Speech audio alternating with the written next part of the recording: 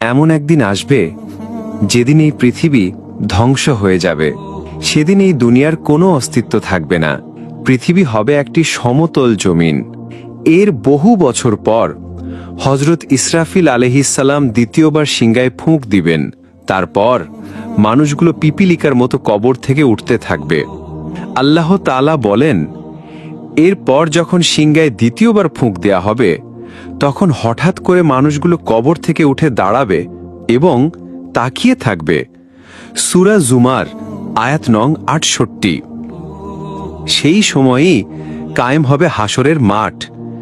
এই দুনিয়াকেই বানানো হবে হাসরের ময়দান, কিন্তু তখন আর মাটি থাকবে না। আল্লাহ তাআলা জমিনকে তামার রূপ দিবেন। থাকবে না কোনো গাছপালা, পাহাড় পর্বত। সূর্য থাকবে মানুষের মাথার মাত্র ১ হাত উপরে। মানুষের গুনাহ অনুযায়ী শরীর থেকে ঘাম বের হতে থাকবে। কারো ঘাম হবে টাকনু পর্যন্ত, কারো কোমর পর্যন্ত, আবার কেউ বা নিজের ঘামে ডুবে যাবে।